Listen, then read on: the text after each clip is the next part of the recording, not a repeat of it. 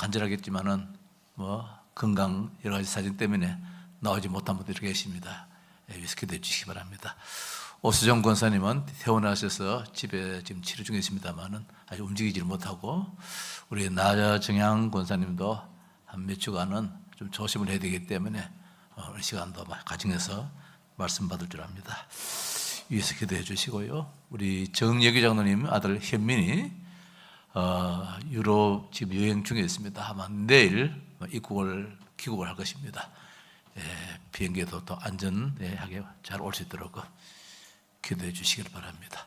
오자마자 13일 날 또 저쪽에 신도시에서 우리 김도로 지사님 그 가정에서 또 우리 렘넌트들도 귀한 또 시간 갖고 있으니 가져야 되니까 또 위해서 기도해 주시고요.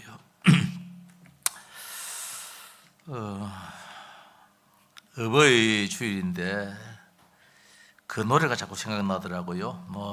우리가 어버이에 대한 노래는 많이 있는데, 나실제 괴로움, 우리가 자랄 때에는 어릴 때는 이 노래밖에 없었고 그 이후에도 다른 노래도 많이 있었는데 혹시 다 아십니까? 나실제 괴로움. 우리 한번 1절 2절 한번 불러보십시다. 시간 좀 가더라도. 칠 수 있겠어요?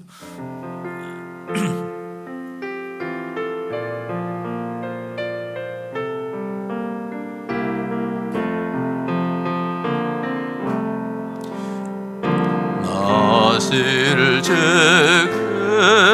괴로움 다 잊으시고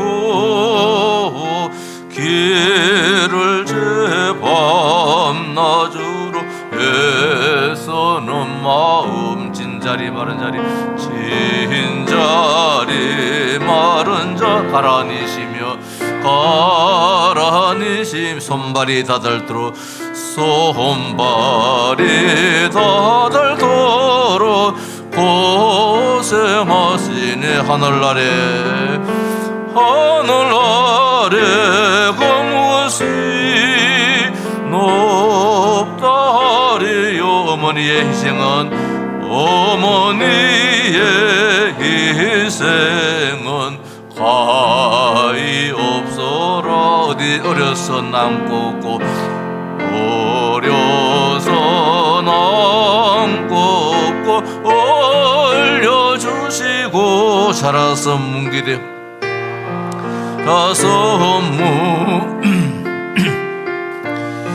다리는 마음 아를까 그릇될까 자식 생각에 고시던 이마 위에 주름이가 땅 위에 땅 위에 무엇이 넓다리요. 어머님의 정성은 지거하여라. 그렇지요. 나실제 괴로움 다 잊으시고 길을제 밤낮으로 애쓰는 마음, 진자리 마른 자리 가라니시며 손발이 다닳도록 고생하시네. 하늘 아래 그 무엇이 높다 하리요. 어머니의 희생은 가히 없으라. 어려선 안고 업고 올려주시고 자라선 뭉기되어 기다리는 마음, 아를까 그릇될까 자식 생각에 고우시던 이마 위에 주름이 가득 땅 위에 그 무엇이 넓다 하리요. 어머님의 정성은 지극하여라. 우리 노래 한번 불러봤습니다만은 저는 과합니다. 부모님이 이제 세상 다 떠났지요. 이 나이 되면은 막 그렇겠습니까? 제가 어저께 우리 맞자영은 사실 부모 맛집이라고 하잖아요. 그래서 전화를 한번 드렸습니다. 혹시나 싶어서 전화를 드렸는데 전화를 받질 않아요. 전화를 꺼져 있습니다. 연세가 이제 연만하고 전화 받을 형편이 못 돼서 전화가 꺼져 있어서 진료한테 전화를 이제 했더니만은 전화를 안 받았어. 또 장로 조카한테 전화를 했더니만은 이제 아버지 사정을 쭉 이야기합니다. 다시 진료가 전화가 와서 한참 때 통화를 좀 나눴습니다. 자영일지라도 뭐 진료가보다 나이가 많으니까 뭐 부모 맞잡이지요. 그럼 전화를 한번 드렸습니다. 참 마음이 무척 아프더라고요. 이제는 아픈 데밖에 없으니까 그저 입에서 주여 주여 그 말이 사실 나와야 되는데 너무 아프니까 아야 아야, 연세가 올게 95세인데 아야 아야 이제 그 소리밖에 안 나온다면서 참 그렇게 걱정을 많이 하십니다. 잠시 생각했습니다. 우리 어머니 처녀 때 예수를 믿어서 가만히 보니까 나는 외갓집으로는 잘 생각 안 해봤는데 외갓집하고는 이 거래가 왕래가 잘 안 돼가지고 지금 어디서 어떻게 사시는지 사실은 모릅니다. 우리 외갓 쪽에는 외삼촌도 뭐 계실 터인데 아마 외삼촌은 다 세상 떠나는 것 같아요. 한 분 계시답니다. 외삼촌이 한 분 계시는데 일찍 세상을 떠났어. 그러니까 외가가 조금 왕래가 좀 이제 드물게 됐는데 이모님은 여러 분 계시는데도 불구하고 어머니 쪽이죠. 왕래가 안 돼서 잘 모르겠어요. 근데 보니까 외가 쪽에는 예수 믿는 한 분이 한 분도 없는 것 같아요. 어머님이 처녀 때에 교회를 다니고 주일학교 반사를 하고 이러다 시집을 왔는데 뭐 시집 왔는데 보니까 교회도 없고 남편도 예수를 안 믿고 예수 믿는 사람 아무도 없고 이런 가운데 있었다 할지라도 이후에 이제 아버지가 예수 믿고 온 가문이 가정에 예수를 믿고 이제 이런 복음의 씨앗을 이제 뿌리는 계기가 됐죠. 참 감사했다는 말씀입니다. 그래서 부모님이 그 어느 때보다도 생각이 많이 나서 형제간들한테 다 한번 전화를 돌렸습니다. 둘째 누님 가정에는 아무도 안 계시니까 누님도 자영도 세상을 다 떠나셨고 제일 큰 누님은 지난해에 세상을 떠나셨고 이제 셋째 자영도 세상을 떠나셨고 셋째 누님한테 한번 전화를 드렸고 또 넷째 자영은 계셔서 넷째 자영한테 한번 전화를 드려봤습니다. 뭐 이런 날 전화를 한번 드려가지고 또 소식도 한번 묻는 것이 도리가 아니겠는가 그런 마음을 잠시 가져봤습니다. 어떻든 이 5월 달에는 우리가 가정으로서 형제간으로서 부모로서 많은 생각을 하는 그런 또 달이기 때문에 그 어느 때보다도 기도 많이 해야 할, 가정을 위해서 기도 많이 해야 될 그런 달이라 생각되집니다. 참 부모의 가장 기쁨이 무엇이겠는가? 잠시 앉아서 저 뒤에 우리 김옥식 접시사님이 들어오실 때에 참 얼굴이 환하시더라고요. 들어오자마자 보니까 이 손자들이 또 앉아 있잖아요. 그러니까 막 손자한테 반가워서 막 손을 잡더라고요. 평상시에 뭐 집이 잘 안 갔잖아요. 잘 안 되잖아요. 교회 오니까 말입니다. 이런 일들이 와 있는 거야. 그리고 손을 잡고 할머니 또 하면서 어떻게 인사도 하고 이 모습을 볼 때에 제 얼굴에서 또 나도 모르게 이제 참 미소가 짓게 되더라고요. 참 감사한 일이지요. 오늘 제목입니다. 믿음의 유산을 남겨라. 그런 제목입니다. 믿음의 유산을 남기라. 지난 시간에 우리 선봉사님 꿈을 가진 렘넌트라는 말씀을 우리에게 주셨는데 우리 렘넌트들은 꿈을 가져야 되겠지요. 오늘 아침에 유 목사님 메시지 속에서 그런 말씀하십니다. 믿음은 바라는 것들의 실상이요 보지 못하는 것들의 증거라. 그렇게 지요. 믿음은 바라는 것들이 실상이라. 반드시 그 믿음대로 되어지는 역사가 나타나는데 우리 가정을 위해서 기도하고 우리 자녀를 위해서 기도하고 믿음을 가지고 믿음을 바람이 있다면 하나님은 반드시 그것을 이루어 주실 줄 믿습니다. 꿈은 반드시 이루어지기 때문에 그래서 오늘 가정의 달 두 번째 주일로서 어버이 주일로 이 어버이 주일의 재정이 따로 있겠습니까? 부모들을 기쁘시게 하고 부모님의 그 은택을 다시 한번 더 깊이 생각해보자. 자식으로서 반듯하게 살아가겠습니다. 그런 다짐이고 또 우리 부모님은 내 삶이 우리 자녀들에게 얼마나 빛이 되었는지 보내되어졌는지 다시 한번 더 생각해보는 그런 시간이 안 되겠습니까? 부모의 노후는 자녀에게 믿음의 유산을 남겼느냐 아니면 세상 그 무엇을 남겼느냐에 따라서 달라질 것입니다. 물론 많은 이 경제적인 것을 남겼다면 좋겠지요. 또 많은 배움도 이렇게 남겼으면 좋겠지만은 그러나 그로서 인기가 완전한 인기가 안 되어지거든요. 참된 인기가 어디서 나오냐 말입니다. 복음 안에서, 믿음 안에서 나오기 때문에 믿음의 유산을 남기는 것이 부모의 노후의 최고의 행복이다. 그렇게 말씀을 드리고 싶습니다. 저는 유언장을 한번 써봤습니다. 유언장 한번 써보셨습니까? 유언장을 한번 써봤는데 언제 썼느냐? 2008년도 5월 달에 바로 이때쯤 되네요. 18년 전이네요. 2008년 5월에 전도 합숙 훈련을 받으면서 이제 마지막 날 저녁에 이 유언장을 쓰는 그런 시간을 가졌습니다. 이제 훈련 가운데 있는 하나의 형식이라도 할 수 있겠지만은 그것을 이제 그 다음 날 많은 분들 앞에서 이제 읽어서 내 인생이 이랬다, 이걸 남기고 싶다, 이렇게 자식들이 살아줬으면 좋겠다라는 그런 이제 유언장을 한번 써봤는데, 그때 가기 전에 기도 제목을 잡았는데 제2의 시작이다. 내 인생의 제2의 시작이다. 물론 제3, 제4도 될 수 있겠지만은 어쨌든 그때는 그렇게 한번 생각하면서 기도를 잡았습니다. 지금까지 많은 훈련을 받아왔고 그 훈련을 통해서 복음적인 체질이 어느 정도 되었겠는가 생각해 보면서 이제는 복음의 체질로서의 새로운 인생을 한번 살아봤으면 좋겠다. 그런 기도 제목 가지고 이제 우리 훈련 가운데 제일 마지막 훈련을 할 수 있는 이 전도 이 제자 훈련이었죠. 아마 그때가 나의 축복이고 우리 가정의 축복이고 우리 교회의 축복이라 그렇게 한번 생각을 해봤습니다. 그런 가운데 마지막 날 저녁에 이제 유언장을 쓰는 시간이 있었는데 참으로 진지한 시간이지요. 하나의 형식적인 시간을 한다 할지라도 인생의 유언장을 한번 남긴다는 거, 그거 그냥 쓰겠습니까? 이것도 생각해보고 저것도 생각해보고 많은 것들을 생각해보면서 마음에 있는 것을 이제 거기 옮겨 적는 것이 유언장이잖아요. 읽는 자도 듣는 자도 하나같이 엄숙한 시간으로 때로는 눈물도 흘리는 그 시간이 바로 유언장을 쓰는 시간이고 유언장을 읽어 내려가는 그 시간이었습니다. 우리가 신앙생활을 어떻게 했는가, 우리 인생을 어떻게 살았으며 우리의 자녀에게 무엇을 전해주었는가, 무엇을 남겼는가, 후회함도 참 많겠지요. 저도 그때에 긴 장문을 안 해서 할지라도 여러 가지가 많이 생각하면서 아쉬움도 있고 보람도 있고 후회함도 있고 여러 가지가 교차되는 것을 느껴봤습니다. 반드시 죽음은 오게 되어 있고 맞이해야 되지 않습니까?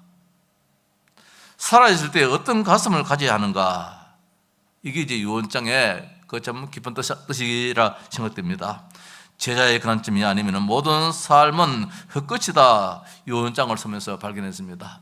자식한테 이것도 물려주고 저것도 물려주고 이런 모습도 보이고 저런 모습도 보이고 다 부모의 의무로 한다 할지라도 가장 중요한 것이 그때 깨달은 것이 뭐냐 하면은 제자의 관점에서 내 자식이 얼마나 복음의 참 제자, 예수님의 제자의 삶을 살아가도록 만들어줬는가, 이게 제일 마음에 부닥쳐 오더라고요. 마음에 제일 후회성도 있고 아쉬움도 있고 말입니다. 바람도 있고 그 제자라는 두 글자, 여기에 저는 좀 마음을 뒀습니다. 예를 들어서 아브라함과 아들 이삭은 단순히 아들과 아버지의 관계가 아니다, 이 말씀입니다. 우리가 헤리미가 얘기했지만은 부모의 가슴에는 잘 되었으면 좋겠다라는 거겠지요. 그러나 가장 바람은 신앙인의 한 사람으로서, 우리 가정은 다 그럴 줄 압니다. 신앙의 가정으로서 자식이 제자라는 그 자리에 서 있으면 가장 보람되겠다. 이러면 걱정할 것이 없으니까. 본인 스스로도 걱정이 안 될 것이고 하나님 앞에 내 미래, 내 장래에 대해서도 걱정이 안 되어진 그 자리가 어디냐? 내가 제자의 자리에 있을 때 누가 책임지느냐? 하나님이 책임져 주시기 때문에. 아브라함과 아들 이삭은 단순히 아들의 관계, 아버지의 관계가 아니라 생명과의 관계로 대를 잇는 제자의 관계다, 이 말씀입니다. 생명을 잇는 제자의 관계라는 것. 아들을 모리아 산으로 데려가서 하나님께 제단을 쌓을 때에 그 아버지의 그 아들이었다, 이 말씀입니다. 무슨 말씀입니까? 이삭이 아버지여, 불과 나무는 있는데 번제를 드릴 어린 양은 어디 있습니까? 직접 모리아 산에 지금 번제를 드리러 가는데 그 나무도 지고 하고 다 있는데 말입니다. 그거 참 반드시 있어야 될 거 재물이 없어요. 양을 끌고 가야 되는데 양을 끌고 가지 않으니까 이 이삭은 안단 말입니다. 아버지가 제사를 한두 번 드린 거 아니기 때문에 제사를 드릴 때는 반드시 제물이 필요한데, 양이 필요한데 양은 끌고 가지 않고 다른 것만 가지고 간다는 겁니다. 아버지요, 이 하나님께 드릴 번제물 양은 어디 있습니까? 그렇게 물었습니다. 그때에 그 아들에게 번제물인 양은 하나님께서 준비하신다. 아버지가 아들에게 이야기했습니다. 아버지 앞에 아들은 죽임을 당하는 순간까지 뚜벅뚜벅 걸어갔습니다.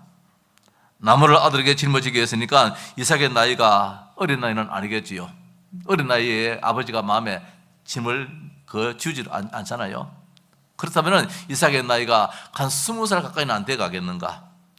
따라서 아버지 나이는 120세가 가까이 안 돼 가겠는가? 120세 세상 떠났으니까 안 돼 가겠는가? 이 말씀은 뭡니까? 아버지를 밀치고 도망갈 수도 있는 그런 나이란 말씀입니다. 그 죽음 앞에 누가 뭐 쉽게 그렇게 내 생명 여기십니다. 아무리 뭐 자식이라 한다 할지라도 그거는 불가능하잖아요. 지금은 걸어갔다 할지라도 마지막에 칼로 내리치는 그 순간에 도망갈 수도 있잖아요. 그래서 어떤 영화에 이런 이야기 있다고 합니다. 아버지요, 나를 밧줄로 꽁꽁 묶어 주십시오. 그 이유가 무엇이냐? 아버지가 칼로 내리칠 때 나도 모르게 아버지를 밀치고 내가 도망갈 수도 있으니까 내가 도망가지 않고 아버지 하시는 일에 내가 순응할 수 있도록, 순종할 수 있도록 나를 꽁꽁 묶어 주십시오. 그런 영화도 있다고 하는 이야기를 들었습니다. 내가 도망가지 않고 아버지의 뜻을 따라올 수 있도록 묶어달라. 이게 바로 제자라는 것입니다. 이거는 단순히 부자지간의 관계는 아니에요. 생명과의 관계예요. 이거는 의무요 말입니다. 안 하면 안 되는 그런 관계예요. 아버지가 하나님 말씀을 듣고 순종하려니까 자식을 죽여야 하는 아버지를 이해하는 아들이라는 말씀입니다. 오늘 부모의 마음은 내 자식이 부모의 마음을 얼마나 이해를 해주느냐, 여기에 부모의 가슴은 천국 갔다가 지옥 갔다가 이렇게 될 것입니다.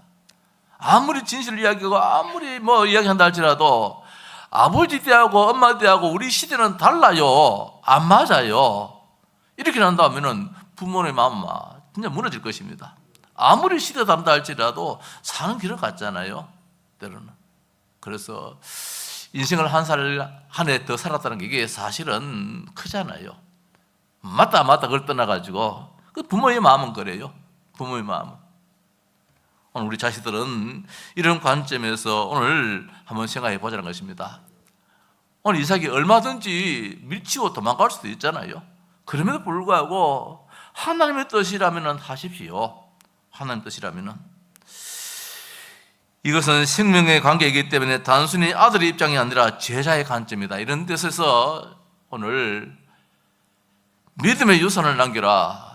그 믿음의 유산이 뭐냐 말입니다. 앞으로 걱정 없이 잘 살도록 준비해야 된다. 공부 열심히 해야 된다. 건강 챙겨야 된다.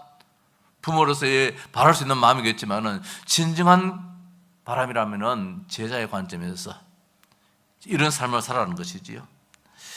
단순히 아들 입장이 아니라 제자의 관점입니다. 이러므로 아브라함, 이삭, 야곱, 요셉의 대를 잇는 믿음의 가정으로 가문을 살리고 시대를 살리는, 민족을 살리는 이런 흐름이 있었다는 것입니다.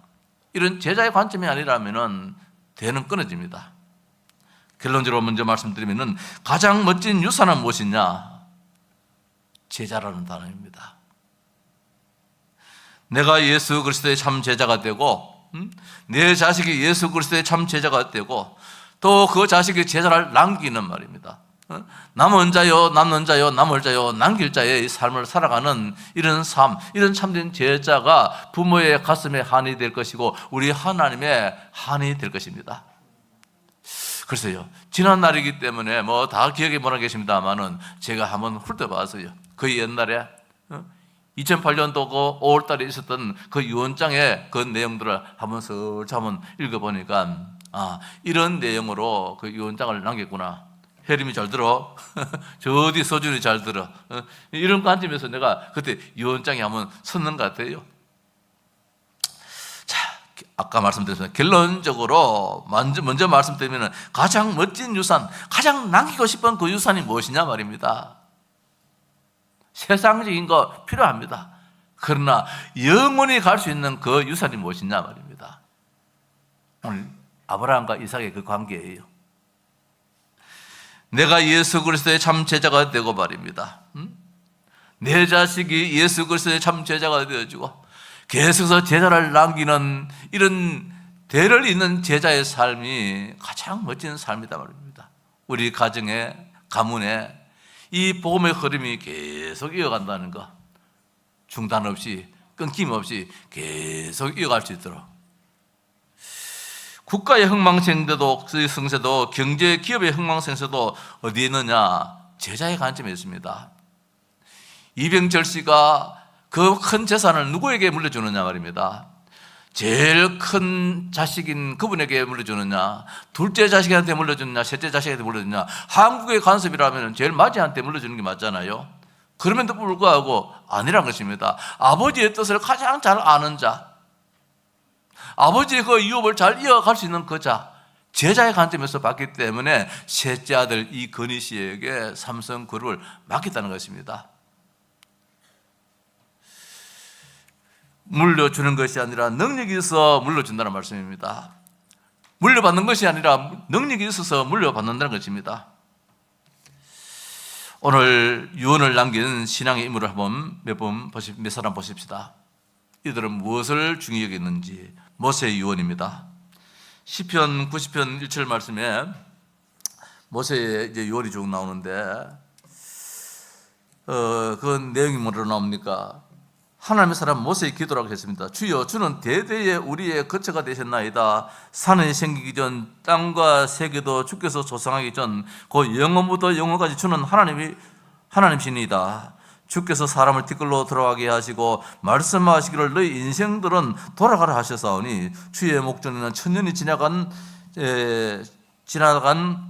어제 같으며 밤의 한순간 같을 뿐임이다. 이렇게 이제 쭉 선의를 하고 있는데 모세의 유언이 뭡니까? 주권이 누구에 있느냐 말입니다. 사람에게 있지 않다는 것입니다. 아무리 능력이 있다 할지라도, 아무리 이 땅에 권세가 있다 할지라도 모든 그 권세가 어디서 나오느냐? 절대적인 주권을 가진 자는 한 분밖에 없는데 그분이 하나님이시다 이 말씀입니다. 대대에 우리의 거처가 되신다. 우리가 머물 장소가 어디느냐? 세상 것이 아니라는 것입니다. 영원하신 하나님이 우리의 영원한 주인이시다.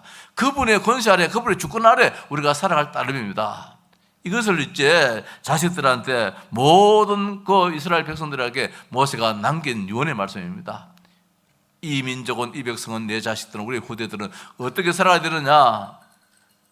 우리가 하나님처럼 바벨탑을 쌓는 저 사람들처럼 사는 것이 아니라 절대적인 하나님의 능력 가운데서, 하나님의 절대 조건 속에서 우리는 살아가야 된다.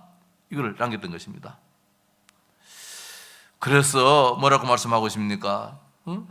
주께서 사람을 티끌로 돌아가게 하시고 생명도 하나님의 손에 달려서요, 저 흙으로 돌아간단 말이죠. 흙으로. 사람에게 죽는 시간표가 있는데 그 죽는 시간표도 하나님의 손에 달렸다는 것입니다. 그것도 하나님의 주권 속에 있다는 것입니다. 아파서 죽는 것도 아니라는 것입니다. 보약을 많이 먹기 때문에, 좋은 걸 많이 먹기 때문에 오래 사는 것도 아니라는 것입니다.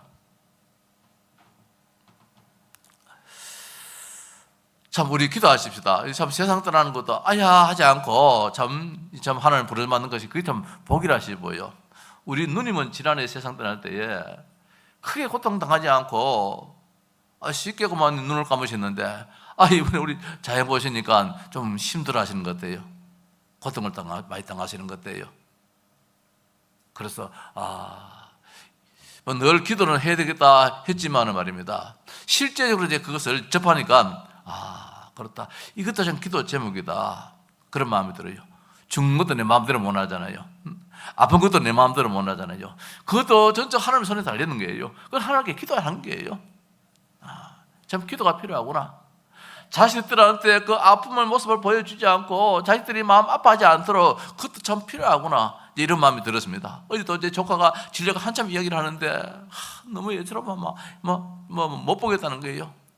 그래서 아버지요. 그럼 명식이 장로님인데 아플 때는 주여 주님이 해야 되지요 하니까 그걸 왜 모르겠습니까? 안다 할지라도 아픔이 크니까 아야가 나오잖아요. 아야가.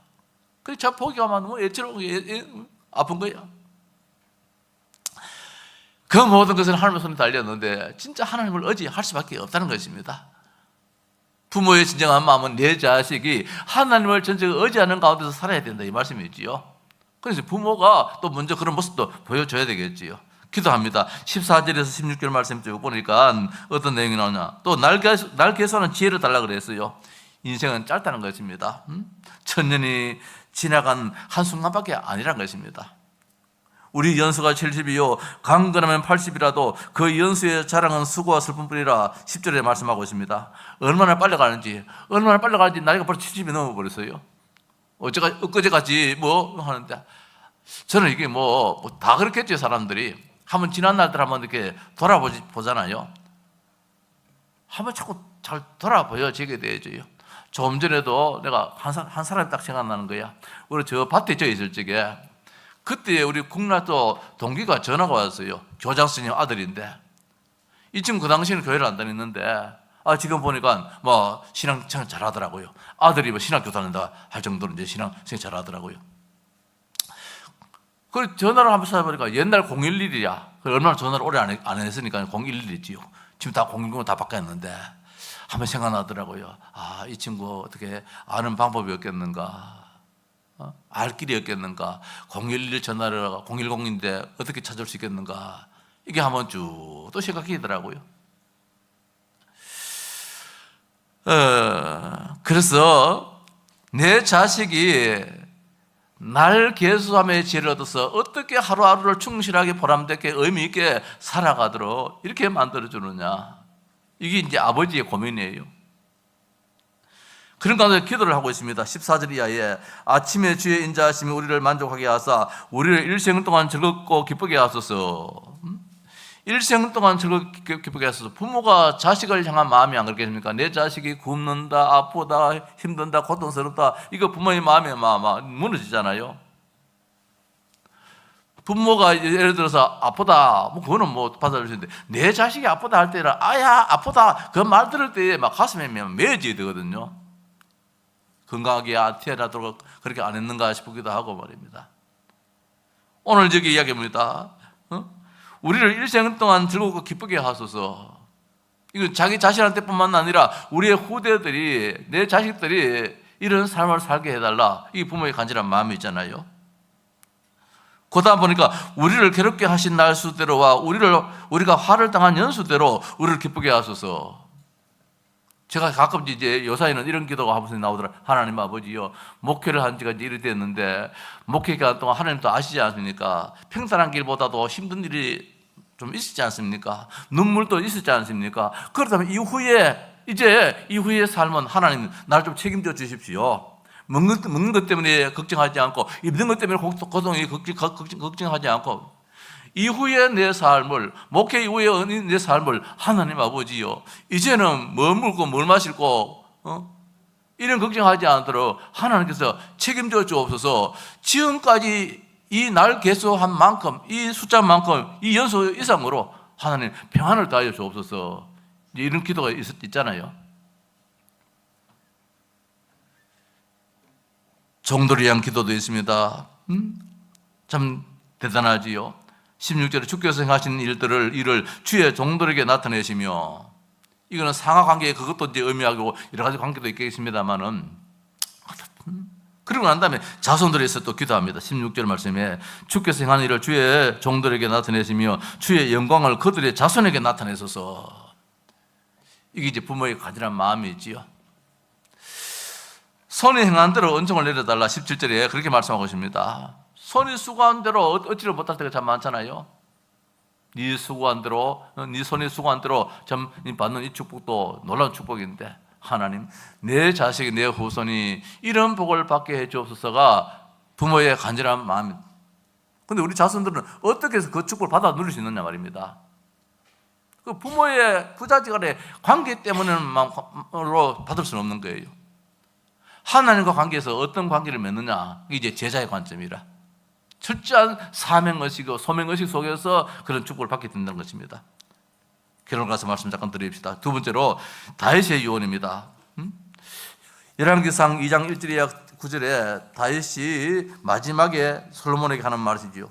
다윗이 죽을 날이 임박하며, 열왕기상 2장 1절에 다윗이 죽을 날이 임박하며 그의 아들 솔로몬에게 명령하여 이르기를 내가 이제 세상 모든 사람이 가는 길로 가게 되었노니 너는 힘써 대장부가 되고. 아버지의 유언입니다. 죽으면 모든 사람이 다 가는 길이기 때문에 피할 수 없다는 것입니다. 너희들 뭐 대단한 왕이 되어가지고 이 길을 피할 수 있느냐? 뭐 불러줘 겁먹는다고 안 죽느냐? 한번 정한 것은 죽는 것은 정한 이치이기 때문에. 그래서 무엇이 되냐? 담대한 자가 되라는 거예요. 대장부가 되라는 거예요. 염려, 근심, 걱정 여기에 붙잡히지 말라는 것입니다. 대장부다운 그런 삶을 살아라는 것입니다. 여호와의 행동은 말씀을 지키는 데 있다고 3절하고 말씀하고 있습니다. 네 하나님 여호와의 명령을 지켜 거기를 행하여 그 법률과 계명과 율례와 증거를 모세의 율법에 기록된 대로 지키라. 그러면 네가 무엇을 하든지 어디로 가든지 행통할지라. 행통의 길을 말씀하고 있습니다. 그렇게 살아야 되는 것입니다. 율법을 통해서 그리스도를 바라는 것이지요. 그런데 4절 말씀 보니까 확실히 이루어지게 해달라, 확실하게 이루게 하시리라 했는데 어떻게? 여호와께서 내 일에 대하여 말씀하시기를 만일 네 자손들이 그들의 길을 삼가 마음을 다하고 성품을 다하여 진실이 내 앞에서 행하면 이스라엘 왕위에 오를 사람이 네게서 끊어지지 아니하리라. 왕통을, 대를 잇는 왕통을 얻게 된다는 것입니다. 대를 잇는 왕통. 이런 축복이 말씀을 잘 따르는 그런 삶을 살아라, 그렇게 부탁을 하고 있습니다. 심지어 7절 말씀 보니까 재밌는 말씀이 나오는데 마땅히 길라 바실레의 아들들에게恩청을 베풀어 그들이 네 상에서 먹는 자 중에 참여하게 하라. 네가 네 형 압살롬의 낯을 피하여 도망갈 때에 그들이 내게 나왔느니라. 무슨 말씀이냐면 압살롬에 의해서 다윗이 어려움을 당할 때에 모든 사람들이 다 다윗을 비방하고 있습니다. 그런데 나이 많은 이 바실레라는 사람이 그 어려움 속에서도 다윗을 지극히 접대하는 그런 장면이 나옵니다. 그래서 네가 왕이 되거든 저 바실레를 특별히 예우를 해줘라.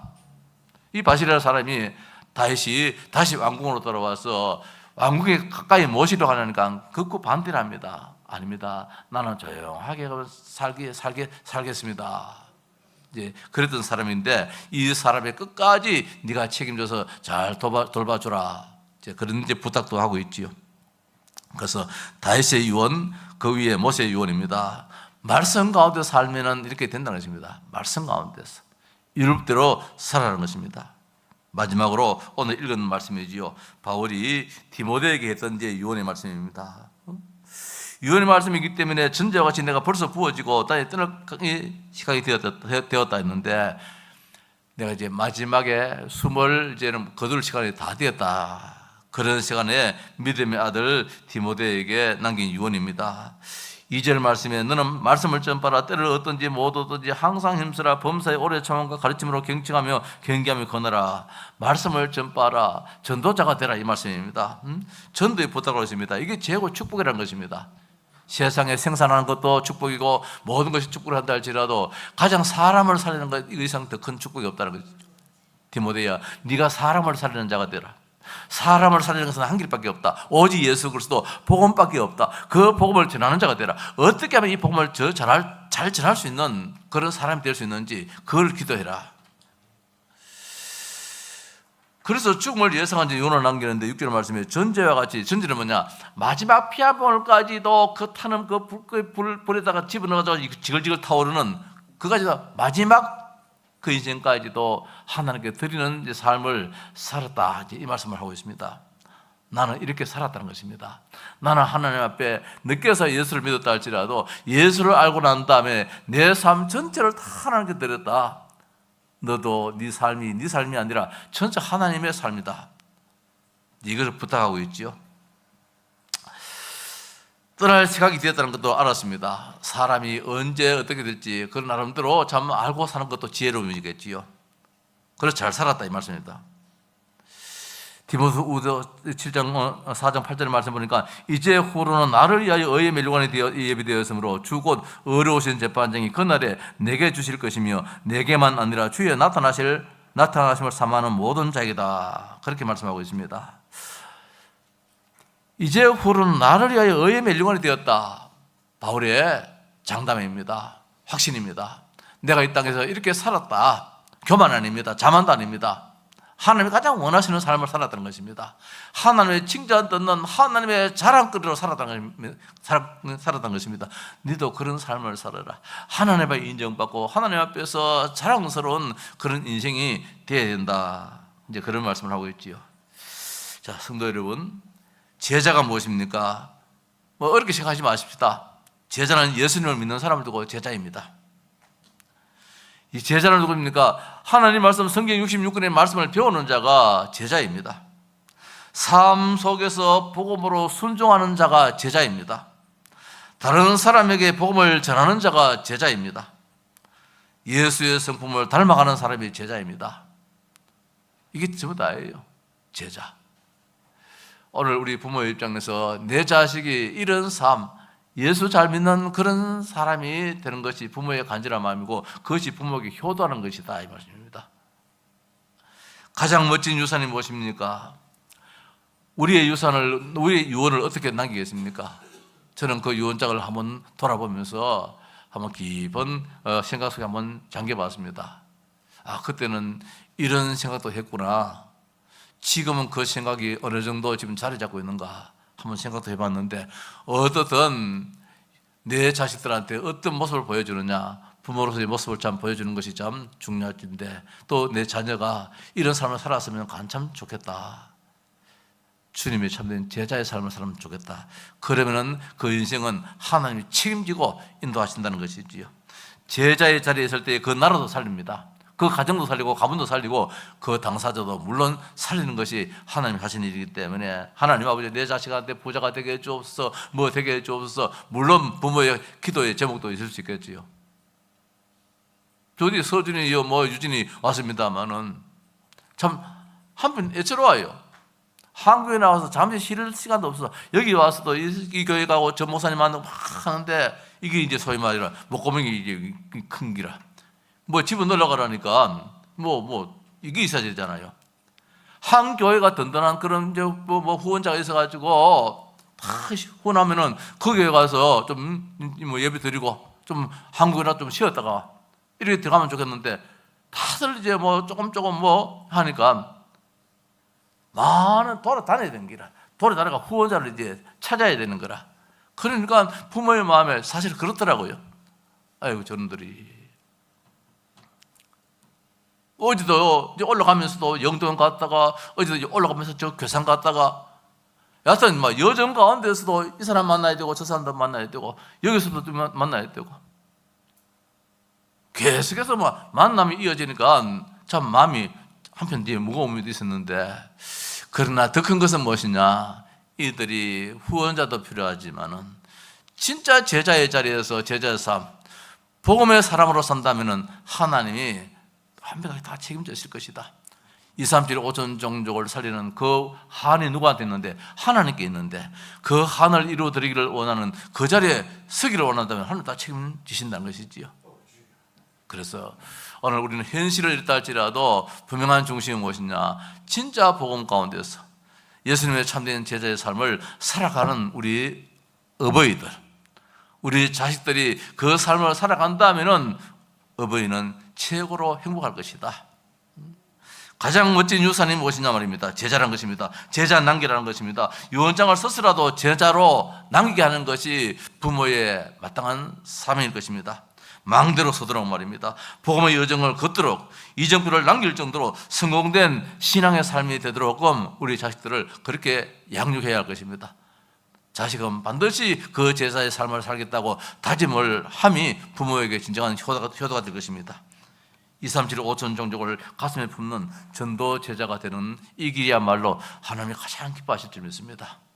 우리 온 교회, 우리 자녀들 이 축복이 있기를 바랍니다. 하나님 아버지여, 믿음의 유산을 남기기를 원합니다. 제자의 자리에 들기를 원합니다. 오늘 말씀이 우리의 마음속에 새겨져서 우리 어버이 된 우리가 얼마나 남은 인생 제자의 삶을 살겠다 다짐할 수 있게 해주시고, 오늘 말씀 받은 우리 자녀들은 하나님 부모에게 진정 그 효도하는 것이 무엇인지, 주여 복음에 참된 제자로 사는 것이 가장 부모를 안심케 만드는 것이고 보장받은 인생인 것을 다시 한번 더 마음에 새기면서 제자의 삶을 살아갈 수 있도록 인도하여 주옵소서. 우리 주 예수 그리스도의 이름으로 기도하옵나이다. 아멘.